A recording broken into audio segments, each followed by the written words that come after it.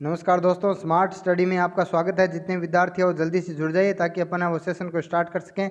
आज अपना ई बुक पर आधारित जो है वो 29वां टेस्ट है और आज अपन है वो 1500 से लेके और 2000 क्वेश्चनों के बीच जितने भी इंपॉर्टेंट क्वेश्चन हैं उनको डिस्कशन करने वाले हैं। तो जितने विद्यार्थी हैं वो जल्दी से जुड़ जाइए और पहले क्वेश्चन का जवाब दीजिए। किसी परमाणु के गुण निर्भर करते हैं, बताइए भी। किसी परमाणु के गुण है वो किस पर निर्भर करते हैं? इलेक्ट्रॉनिक संरचना पर निर्भर करते हैं, प्रोटॉनों की संख्या पर, न्यूट्रॉनों की संख्या पर या पॉजिट्रॉनों की संख्या पर? दीजिए जवाब। ठीक है, दीजिए जवाब जल्दी से। तो अपने को पता है कि कोई भी परमाणु जो होता है उसके गुण है वो निर्भर करते हैं किसके ऊपर? इलेक्ट्रॉनों की संरचना पर निर्भर करते हैं। तो इसका सही जवाब हो जाएगा इलेक्ट्रॉनों की संरचना। ठीक है, चलिए अगले क्वेश्चन का आप जवाब दीजिए। गोबर गैस संयंत्र का आविष्कार किसने किया था? अपने को पता है कि गोबर गैस के अंदर क्या होता है, मेथेन गैस निकलती है। कौन सी गैस? CH4 मेथेन गैस है वो निकलती है और मेथेन गैस जो होती है उसका उपयोग अपन क्या करते हैं और जैव गैस के रूप में इसका उपयोग करते हैं। ठीक है, तो अब आप बताइए कि गोबर गैस संयंत्र का है वो आविष्कार किया किसने था? बताइए। रामदेव मिश्रा ने किया था, पंचानन माहेश्वरी ने किया था, CB देसाई ने किया था या फिर RH बनर्जी ने किया था? बताइए किसने है वो गोबर गैस संयंत्र का आविष्कार किया था? बहुत ही इंपॉर्टेंट क्वेश्चन है, तो आप जल्दी से जवाब दीजिए। ठीक है, तो जो विद्यार्थी सी जवाब दे रहे हैं उनका जवाब बिल्कुल सही है। CB देसाई ने है वो गोबर गैस संयंत्र का आविष्कार किया था। ठीक है, चलिए अगला क्वेश्चन है, स्तनधारियों में कुफ्र कोशिकाएं कहाँ पाई जाती है? बताइए भी। स्तनधारी जो होते हैं उनके अंदर कुफ्र कोशिका जो होती है वो कहाँ पाई जाती है? हृदय में पाई जाती है, लीवर का मतलब होता है यकृत में पाई जाती है या फिर किडनी में पाई जाती है या फिर छोटी आंत में पाई जाती है? बताइए। स्तनधारियों में कुफ्र कोशिकाएं जो है वो कहाँ पाई जाती है? ठीक है, तो जो विद्यार्थी लीवर जवाब दे रहे हैं उनका बिल्कुल ही सही जवाब है। ठीक है, चलिए अगले क्वेश्चन का आप जवाब दीजिए। ऊंट का जीवन काल कितने वर्ष होता है? बताइए भी। ऊंट जो होता है उसका जीवन काल लगभग कितने वर्ष होता है? तो दीजिए इसका जवाब 23 से 30 से 36 या फिर 42? बताइए ऊंट का जीवन काल लगभग कितने वर्ष होता है? 23 वर्ष होता है, 30 वर्ष होता है या फिर 36 वर्ष होता है या फिर 42 वर्ष होता है? बताइए। ठीक है, तो जो विद्यार्थी 30 जवाब दे रहे हैं उनका जवाब बिल्कुल ही सही है। ठीक है, चलिए अगले क्वेश्चन का जवाब दीजिए। विश्व रेड क्रॉस दिवस कब मनाया जाता है? बताइए भी। विश्व रेड क्रॉस दिवस है वो कब मनाया जाता है? दीजिए 8 अप्रैल, 8 मई, 8 अगस्त या 8 जून? दीजिए जवाब। विश्व रेड क्रॉस दिवस है वो कब मनाया जाता है? तो इसका सही जवाब हो जाएगा 8 मई। तो जो विद्यार्थी 8 मई जवाब दे रहे हैं उनका जवाब बिल्कुल क्या है? सही है। ठीक है, चलिए अगले क्वेश्चन का आप जवाब दीजिए। RBC में हीमोग्लोबिन का आयतन कितने प्रतिशत होता है? ठीक है, अपने को पता है RBC का पूरा नाम होता है रेड ब्लड सेल या अपन कह सकते हैं लाल रक्त कणिकाएं। ठीक है, लाल रक्त कोशिकाएं जो है वो इसका पूरा नाम होता है और अपने को पता है कि इसका रंग लाल किसी के कारण होता है? हीमोग्लोबिन के कारण होता है। अब आपसे क्वेश्चन ये पूछा गया है कि RBC के अंदर है वो हीमोग्लोबिन है वो कितने प्रतिशत पाया जाता है? बहुत ही शानदार क्वेश्चन है, बताइए दीजिए जवाब। 100% होता है, 23% होता है, 36% होता है या फिर 56% होता है? बताइए। RBC में हीमोग्लोबिन का आयतन कितने प्रतिशत होता है लगभग? तो इसका सही जवाब हो जाएगा 36%। जवाब देने वाले विद्यार्थियों का आंसर बिल्कुल क्या है? सही है। ठीक है, चलिए अगले क्वेश्चन का आप जवाब दीजिए। जैविक धारणा का सिद्धांत किसने दिया था? ठीक है, जैविक धारणा का जो सिद्धांत है वो जाति से संबंधित है। ठीक है, किससे संबंधित है? जाति से संबंधित है और अपने को पता है कि जाति है वो वर्गीकरण की इकाई होती है और जाति शब्द किसने दिया था? जॉन रे ने दिया था। ठीक है, जाति जो होती है वो वर्गीकरण की इकाई होती है, जाति शब्द है वो दिया था जॉन रे ने। अब आप बताइए मुझे कि जैविक धारणा का सिद्धांत किसने दिया था? मायर ने दिया था या फिर डार्विन ने दिया था या फिर लेमार्क ने दिया था या फिर ह्यूगो डी ब्रिज ने दिया था? ठीक है, तो इसका सही जवाब क्या हो जाएगा? इसका सही जवाब हो जाएगा मायर हो जाएगा। अपने को पता है कि डार्विन ने किसका दिया था? प्राकृतिक वर्ण का सिद्धांत दिया था। ठीक है, नेचुरल सिलेक्शन का या प्राकृतिक चयन का सिद्धांत। लेमार्क ने उपार्जित लक्षणों की वंशागति का सिद्धांत दिया था और ह्यूगो डी ब्रिज ने है वो उत्परिवर्तन का सिद्धांत दिया था। ठीक है, चलिए अगले क्वेश्चन का आप जवाब दीजिए। द्विनाम पद्धति का प्रतिपादन किसने किया था? बताइए भाई। द्विनाम पद्धति का मतलब ये होगा कि पूरे विश्व में उस वस्तु को 2 ही नामों से वो जाना जाएगा। पहला जो अक्षर होगा वो वंश का होगा और दूसरा शब्द होगा वो किसका होगा? जाति का होगा। ठीक है, ये और द्विनाम पद्धति की शर्त है, मुख्य शर्त है कि पहला शब्द है वो जाति का और दूसरा जो है वो किसका होगा? सॉरी, पहला वंश का और दूसरा किसका होगा, जातीय होगा। बताइए द्विनाम पद्धति किसने दी थी, तो वर्गीकरण का जनक जो है वही द्विनाम पद्धति का जनक है और उसका नाम है कैरोलस लीनियस। ठीक है, चलिए अगले क्वेश्चन का आप जवाब दीजिए। निम्नलिखित में से प्रकाश संश्लेषण के लिए आवश्यक नहीं है। ठीक है, अपन अच्छी तरीके से जानते हैं प्रकाश संश्लेषण हरे पादपों द्वारा भोजन बनाने की जो प्रक्रिया होती है उसको हमने प्रकाश संश्लेषण कहा था। अब बात बताइए कि प्रकाश संश्लेषण के लिए क्या आवश्यक नहीं है। जल आवश्यक नहीं है, ऑक्सीजन, सूर्य का प्रकाश या कार्बन डाइऑक्साइड, बताइए। ठीक है, तो इसका सही जवाब हो जाएगा क्या, ऑक्सीजन आवश्यक नहीं है, क्योंकि ऑक्सीजन का तो प्रकाश संश्लेषण के दौरान जल से वो क्या होता है, निर्माण होता है। बाकी सूर्य का प्रकाश, कार्बन डाइऑक्साइड और जल जो होते हैं वो प्रमुख घटक होते हैं। ठीक है, चलिए अगले क्वेश्चन का आप जवाब दीजिए। प्रकाश संश्लेषण के दौरान ऑक्सीजन की निकासी के लिए आवश्यक तत्व है। अपने को पता है कि प्रकाश संश्लेषण के दौरान ऑक्सीजन के 6 अणु निकलते हैं। ये क्वेश्चन कई बार एग्जाम में आ चुका है। और ऑक्सीजन का निर्माण होता है किससे, जल से होता है। तो आप मुझे ये बताइए कि प्रकाश संश्लेषण के दौरान ऑक्सीजन की निकासी के लिए आवश्यक तत्व कौन सा है। ठीक है, तो इसका सही जवाब हो जाएगा क्या, मैग्नीज जो है वो इसका सही जवाब हो जाएगा। ठीक है, चलिए अगले क्वेश्चन का जवाब दीजिए। नींबू के रस की पीएच कितनी होती है, बताइए भाई। नींबू के रस की पीएच क्या होती है। नींबू का रस नाम से ही पता चल जाता है, इसके अंदर साइट्रिक अम्ल होता है, तो इसकी प्रकृति तो अम्लीय होती है, यानी पीएच तो 7 से क्या होगी, कम होगी। ठीक है, और अपने को पता है कि नींबू है वो एक प्रबल अम्लीय होता है, तो इसकी पीएच भी बहुत कम होती है, तो इसकी पीएच होती है कितनी, 2.4। तो जो विद्यार्थी 2.4 जवाब दे रहे हैं उनका जवाब बिल्कुल क्या है, करेक्ट है। चलिए अगले क्वेश्चन का आप जवाब दीजिए। डेंड्रोलॉजी क्या होता है, बताइए। डेंड्रोलॉजी जो होता है वो किसका अध्ययन होता है, बताइए भाई। ठीक है, बताइए डेंड्रोलॉजी जो है वो किसका होता है। ठीक है, तो ये कीटों का अध्ययन तो अपने को पता है क्या होता है, एंटोमोलॉजी होता है। कीटों का अध्ययन क्या होता है, एंटोमोलॉजी होता है। ठीक है, और पक्षियों का अध्ययन जो होता है वो क्या होता है, ऑर्निथोलॉजी होता है।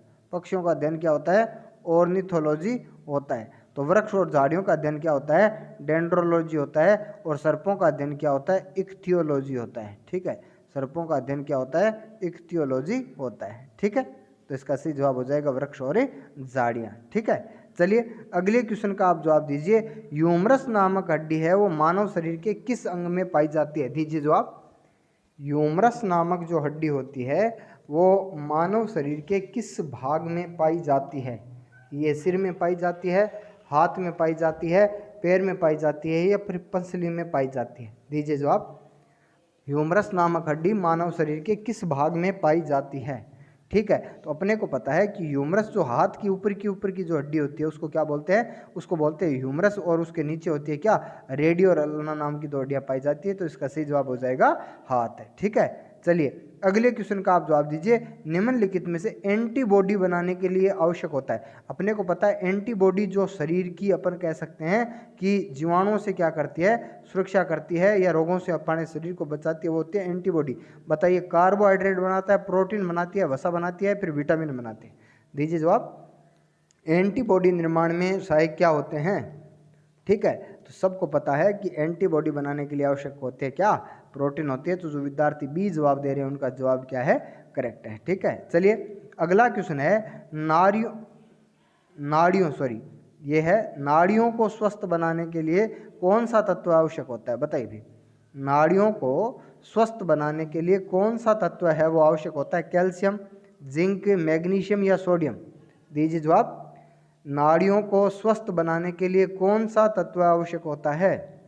तो इसका सही जवाब जो विद्यार्थी ए जवाब दे रहे हैं कैल्शियम, उनका जवाब बिल्कुल क्या है, करेक्ट है। ठीक है, चलिए अगले क्वेश्चन का आप जवाब दीजिए। वायुमंडल में सर्वाधिक मात्रा में पाई जाने वाली अक्रिय गैसें कौन सी है, बताइए। ठीक है, अपने को पता है अक्रिय गैसें हैं वो 18वें वर्ग में, आवर्त सारणी के कौन से वर्ग में, 18वें वर्ग में पाई जाती हैं। 18वें वर्ग को हम कहते हैं क्या, शून्य वर्ग कहते हैं। ठीक है, और कितनी अक्रिय गैसें हैं, वैसे 6 हैं। ठीक है, अक्रिय गैसें कितनी है, 6 है इसके अंदर।